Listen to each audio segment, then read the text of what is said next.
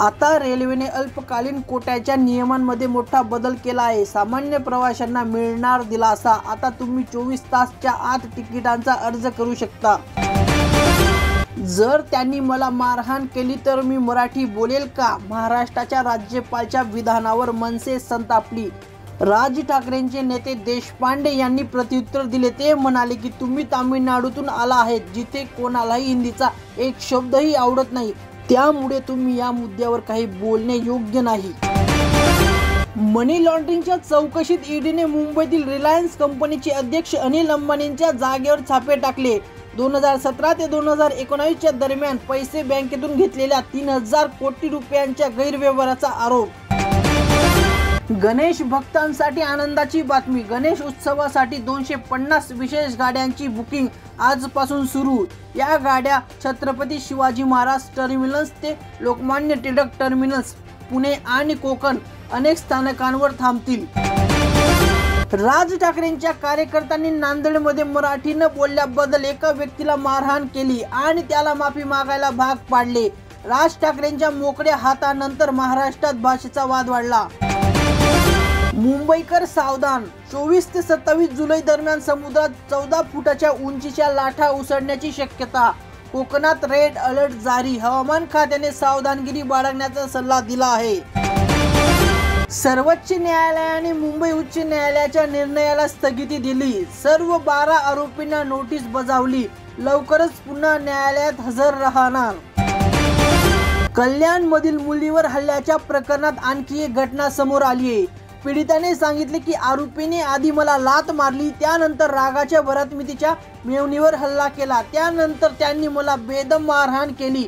मनसेनेही मुलीची बाजू घेतली आणि तरुणावर कठोर कारवाईची मागणी केली आहे।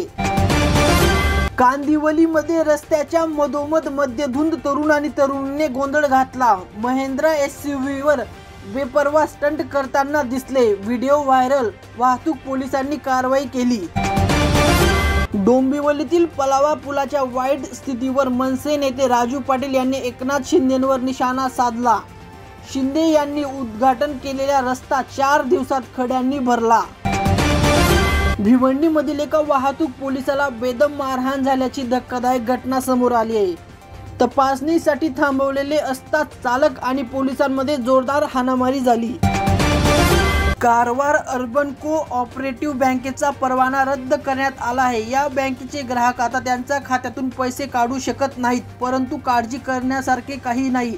रिझर्व्ह बँकेने म्हटले आहे की ग्राहकांना त्यांचे पैसे लवकरच मिळणार। मुंबईतील वर्सोवा भाईंदर कोस्टल रोडचे बांधकाम वेगाने सुरू आहे। यामुळे प्रवासाचा वेळ 90 मिनिटाने 40 मिनिटांवर येईल। प्रवाशांना मोठा दिलासा मिळेल। बनावट व्हिसा घेतल्यामुळे अमरावतीतील 22 यात्रेकरूंच्या हज यात्रेत व्यत्यय। मुंबईतील ट्रॅव्हल एजंट सोहेल खानला अटक। लोकांना बनावट व्हिसा देऊन 15 लाख रुपये वसूल केले।